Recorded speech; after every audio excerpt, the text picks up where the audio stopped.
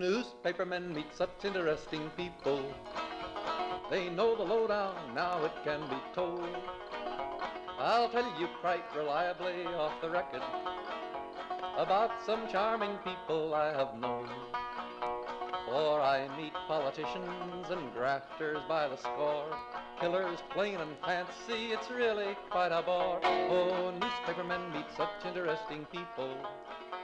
They wallow in corruption, crime and gore. Ting-a-ling-a-ling, city desk, full of press, extra, extra, read all about it, it's a mess, meets the test.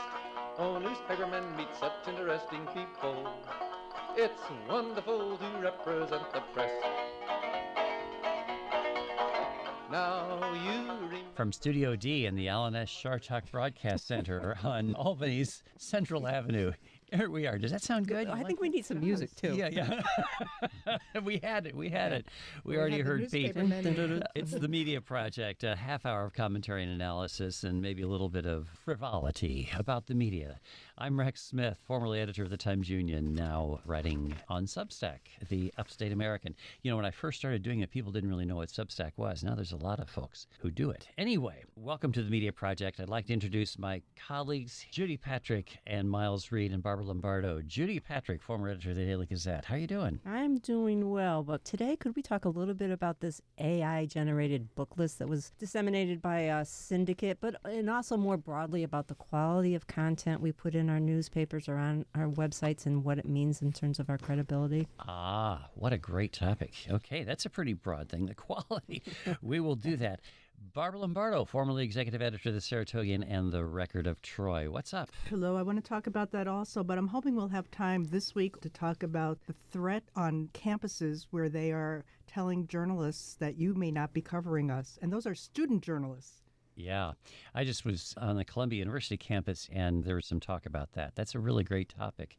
And Miles Reed, editor of the Daily Gazette in Schenectady and affiliated publications. What's on your mind today? Today, I want to talk about something that over the last week that I've had an increasing concern about, this criticism of the media about our coverage of President Joe Biden, former President Biden.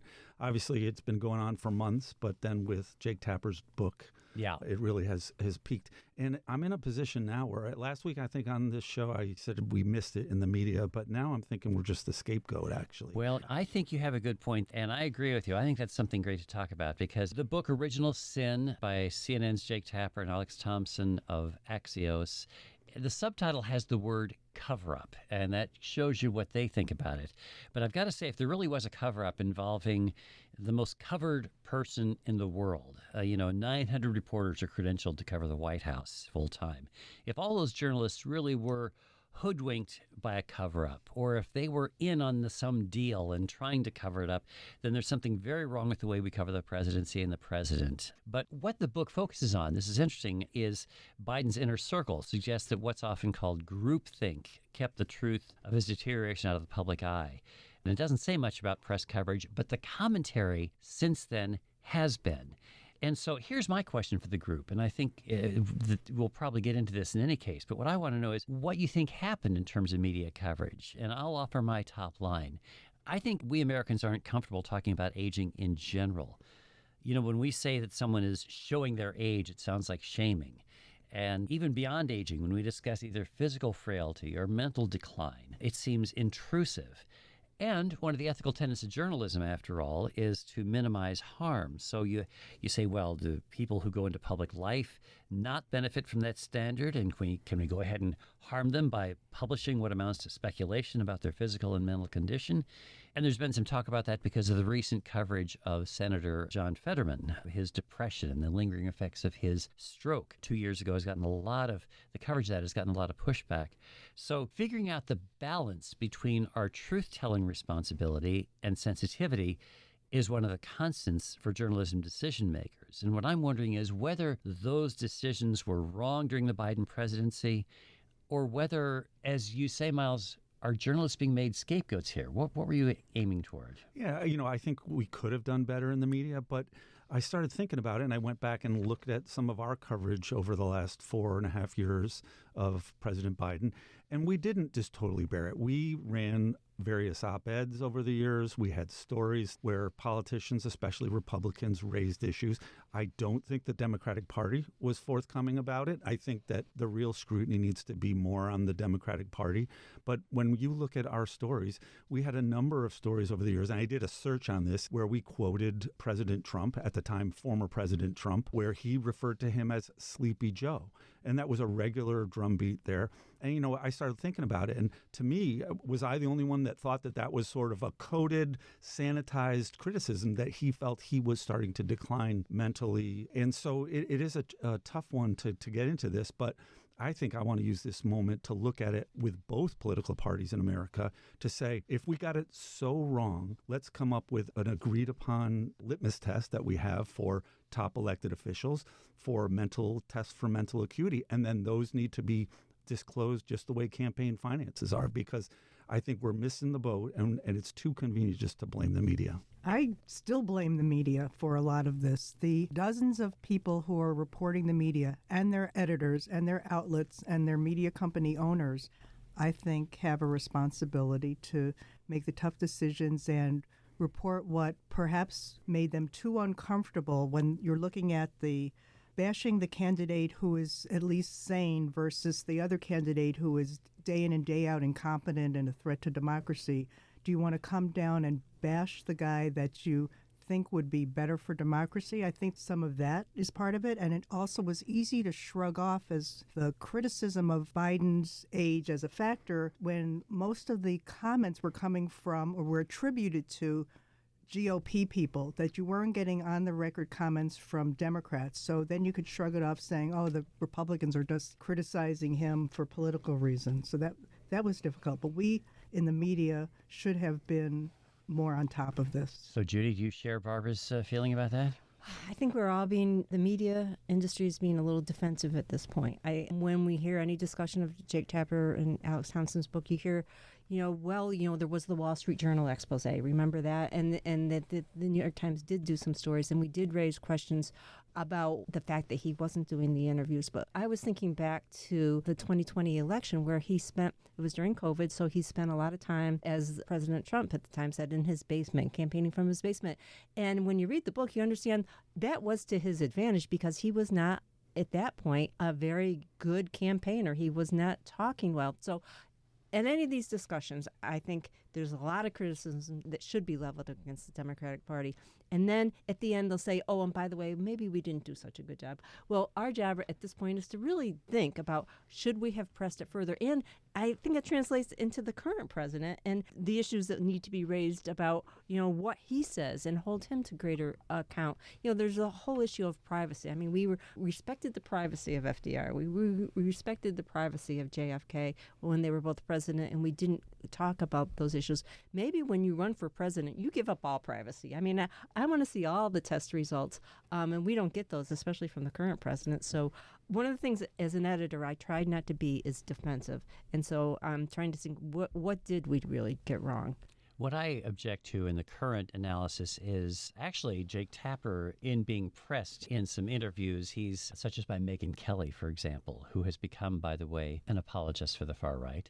But in an interview with Megyn Kelly, Jake Tapper said, the right-wing media had it right because they were critical of Biden. And I want to make a point that there is a difference there between factual reporting, which is what we now see in the Jake Tapper book, and what was going on Fox News when there were these attacks on Biden that were wholly unsubstantiated, that were basically saying from the very beginning he was completely unaware of what he was doing, didn't know where he was.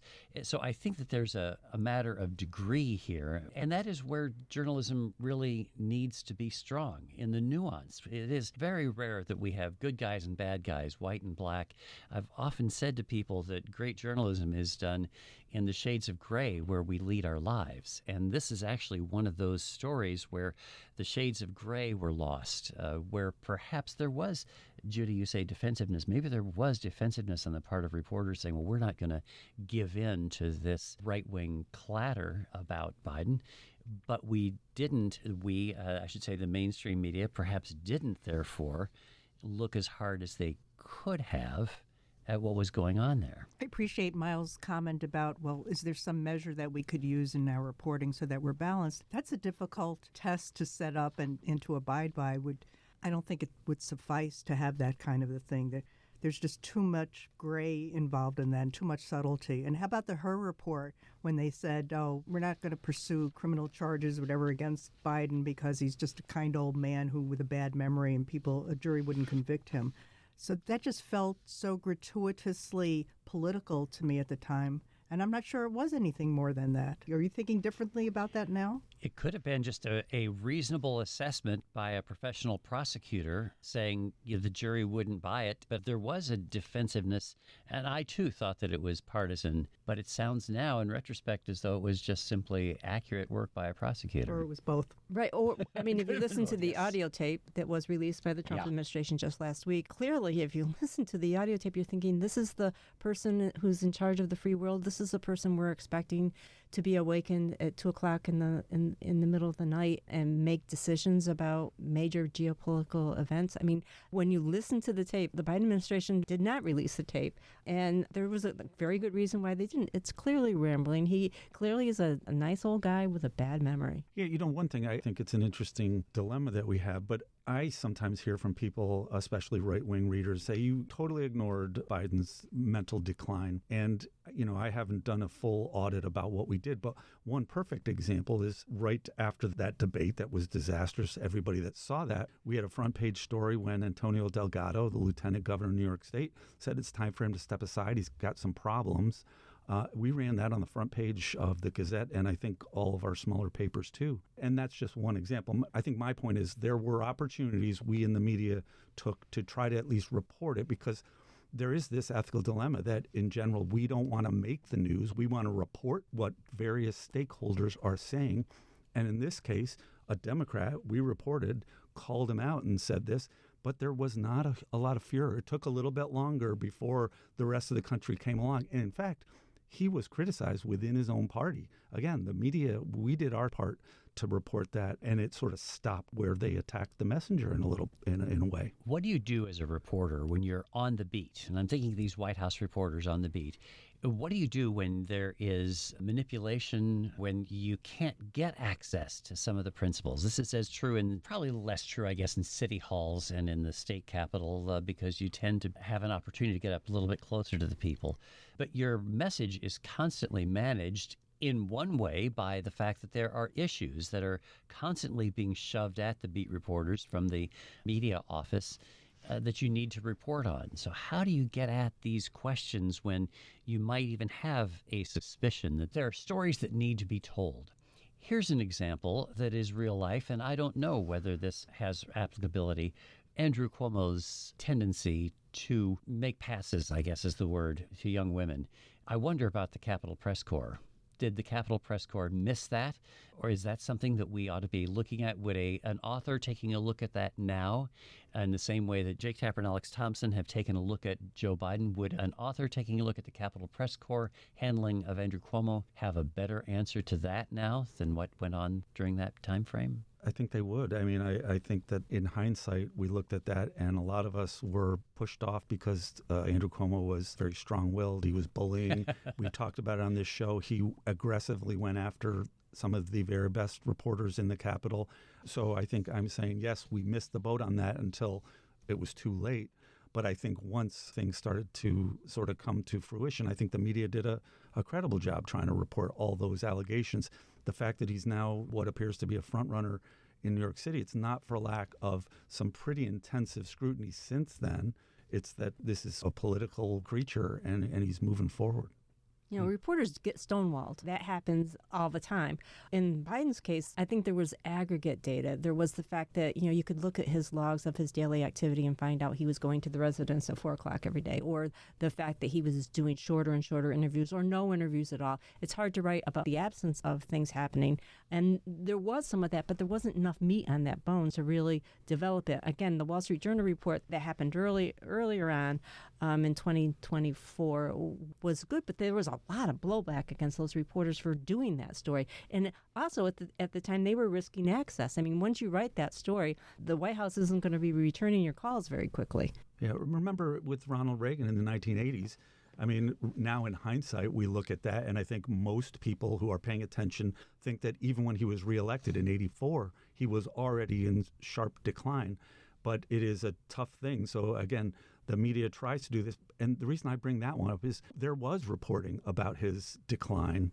And in fact, if I recall correctly, Saturday Night Live had that skit early in the second term where he's at the button with the nuclear bomb and he says, "Mammy, I'm going to give it a press." Right? So very early on in That's that, pretty good. again, I think it's too quick for people to say, "Oh, the media missed that." And what I say, again, I'm a little defensive and Judy calls me out, and I am like that. But I think that just because you maybe didn't read that story in the New York Times, the Times Union, the Gazette, just because you didn't listen to a talk show and hear the discussion of it doesn't always mean that it did not get reported on. The media is not always to blame for people not knowing about something. People don't hear what they might have heard. I think the media also deserve credit as an institution or as an industry. We do a lot of soul searching and hand wringing about, did we do something wrong? Could we have done something better? How could we be more responsible in the future? And yet I'm not sure that we learn our lesson from one year and instance to another. And I detest whataboutism. So I'm going to apologize in advance for the whataboutism I'm about to say is, you know, we're so worried about did we do enough to expose Joe Biden, and like how many weeks or months or minutes from now should we be talking about have we done enough to expose the lies that Donald Trump is telling day in and day out and his incompetence? One of the terrifying stories recently is in the New York Times last week when it talked about how much is actually out there in the media about the craziness coming out of the White House these days and how people are simply not paying attention. The lies with Americans are South Africa and Right. It's unbelievable. And it is being covered. It is being covered. Yeah, that's true. But people who don't necessarily read or pay attention to the news every day. You know, we are all high news consumers. We really take in everything.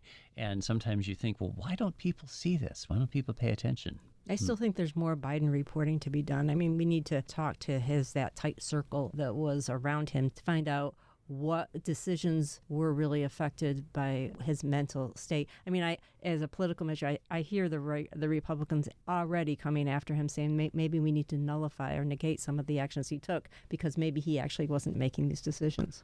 A lot of the media, I think, did a great job going back to Donald Trump's first term, did an excellent job reporting about some of his issues, problems. I mean, a lot of TV journalists and a lot of print journalists did stories with many former cabinet members who spoke publicly. We documented it. They lodged warnings that this guy is a danger to the Constitution, danger to the country. Repeatedly, we've seen a lot of those stories. His former lawyer, Michael Cohen, he talked to the media, and you could say he might have been biased. He was trying to get out. But again, then Donald Trump got reelected or elected to a second term. My point is I think the media tried to acquit itself pretty well, did tons of coverage about Trump's antics in the first term, and here we are again. So. Well, these are interesting issues that we will probably be grappling with every year because candidates change, but the circumstances are the same. Can I ask one always related trying question? to unbury things. I'm Yes. sorry. Just one related question on Jake Tapper. I just feel sleazy about his continued discussion about this. Feels like an advertisement for his book and self-serving. And partly I probably hold him a little culpable for the problem that he is exposing, and was wondering how you, my colleagues in the Media Project, feel about him advertising his book day after day. Well, if you publish a book, you kind of got to get out there to It's his plug it, I show. guess, right? But it's on his show. I've heard people refer to CNN in recent days. It's an infomercial for the Jake Tapper book. I mean, it's true. The first, I was interested, but after 10 days of like full-on coverage, there are other stories to cover. The fact that, Biden had the cancer diagnosis elevated the Jake Tapper story in terms of public importance. So Yeah, it's like a big infomercial. The problem is that when you look back at the term of a previous president, you're ignoring what's really newsworthy right now. There's only a certain amount of time in the person's consciousness, and the stories that we really need to be looking at are forward-looking. What's going on with this big, beautiful bill? Stop calling it that. What's going on with it? And so every time that you put some of these stories out there, it of course plays into the hand of those who would rather have you not pay attention to the details of that legislation. I think we in the media are trying to compete with all the influencers out there for attention. Perfect example, at least in our coverage area, is that we've done some really deep reporting about this chronic bridge problem in Glenville, in Schenectady County, that keeps getting hit. We've done stories, we've talked to DOT engineers saying, here's why you can or you can't lower the road. We've talked to the railroad people saying it would cost us $8 million to regrade this thing and it would be cost prohibitive. We've done a lot of coverage, and some of the stories have done very well. All it takes is an influencer. There's a local influencer on Instagram and TikTok. They come along and invest a grand total of an hour to do a video of a truck turning around at the bridge. Their engagement is way off the chart compared to anything we've ever gotten. So I only say that this promotion to try to get attention is something that I think we're all grappling with. How much do you do? I think we need a mental capacity test for drivers. If they don't know that is not a place to be. Pay attention to the signs, ladies and gentlemen. All right. We appreciate hearing from our listeners. Media at WAMC.org is how you can be a part of this conversation. We'd love to hear from you. I'm Rex Smith here with Judy Patrick, Barbara Lombardo, and Miles Reed on the Media Project. All right. A quick reference to 15 books on a list, a summer reading list published by the Chicago Sun-Times, the Philadelphia Inquirer, and a number of other newspapers.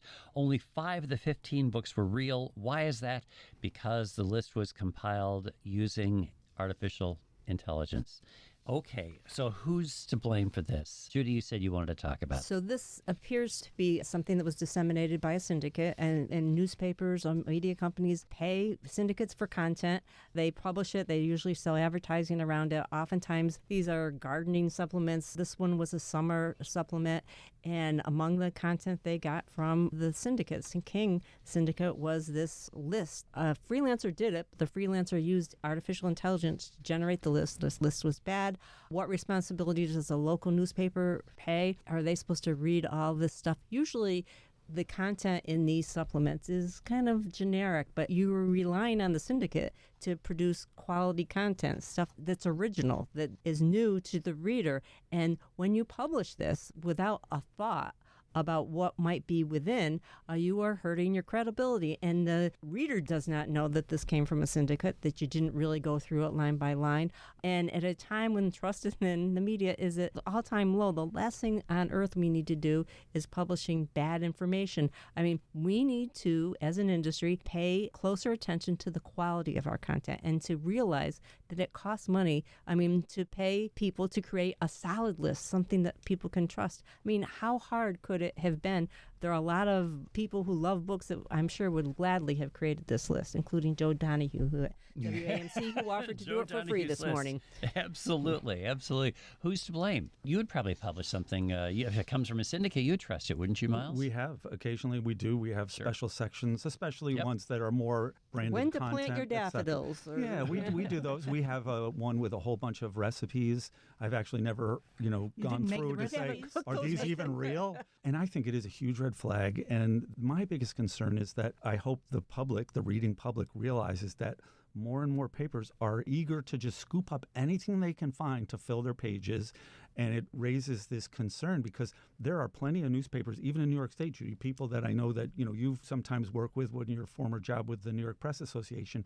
There are a lot of papers now, almost all of their local content is just a press release that they're taking those things and they're copying them, pasting them in, and they run them as a story. And I'm not trying to bash other media outlets, but I think the public probably has no idea, particularly in some of these smaller papers, that column by a congressperson or whatever it is not journalism. It's not objective journalism, and it's happening more and more frequently. Again, there's this constant crunch to try to do it. And we all know that there are some online aggregator sites. It's entirely generated by AI. They just scoop up stuff that the local media does, there's no editing, and they just regurgitate it. And then I look at those ones and see the engagement is off the charts. So this is a huge dilemma. You're right. This is a huge concern. It's much bigger than this, silly list of books. The person who wrote this for the syndicate came out and said, my bad, I'm horrible. I did use AI. I didn't realize that person providing information didn't check that these were real books. And why would you, in a normal world, you're looking up stuff? And we would not expect any of the newspaper editors to have to go through any of that content to say, I wonder if these books are real, or the gardening tips are real, or the recipes are real. We need to be able to expect that things that we're getting are real. Part of it is the media having certain guidelines about what you will and won't accept in terms of AI, making sure that that's clear to the syndicates that they might be providing, and making sure that it's clear to their own staffs. I'm concerned about any content becomes suspect. Yep. In terms of who's to blame, I'd have to blame the syndicate. And I'm sorry, it's King Features. I love the people at King Features. They're a division of Hearst. I was the editor of a Hearst newspaper. But you trust the syndicate to give you information that you can use if you're an editor. And that was not checked. And I would say that writer ought not to be working for King Features or anybody else in the near term. And they need an AI policy. Yeah, an AI policy. Definitely. You're absolutely right about that. We didn't get around to the conversation about campus press. We'll get to it next time. It will be an issue still. It will. Yes. Thank you. We're out of time. This is, one of these conversations that could just keep going on, and we hope that you folks will join us for more conversation in weeks to come. Judy Patrick, Barbara Lombardo, and Miles Reed are here, and I'm Rex Smith, with thanks to our producer, Dave Gustina, and to you folks for joining us this week. Hope you're back next week again for The Media Project. Hell just for romance. But finally, the movies notwithstanding, they all got tired of patches on their pants. They organized a union to get a living wage. They joined with other actors upon a living stage. Now newspapermen are such interesting people when they know they've got a people. The Media Project is a national production of WAMC, Northeast Public Radio. This week's projectors include former Times Union editor and current Upstate American Substack columnist Rex Smith, Judy Patrick, Vice President for Editorial Development for the New York Press Association and former editor of the Daily Gazette, Barbara Lombardo, Adjunct Professor at the University at Albany and former editor of the Saratogian, and editor and Vice President of the Daily Gazette, Miles Reed. You can listen to The Media Project anytime at WAMCpodcast.org or anywhere you get your podcasts. I'm your producer, David Gustina. Thanks for listening. To working folks for readers and to big shots for their dough. Now publishers are such interesting people. It could be prostitution, I don't know. Ting-a-ling-a-ling, circulation, ting-a-ling-a-ling, advertising, get those readers, get that payoff. What a headache, what a mess. Oh, publishers are such interesting people.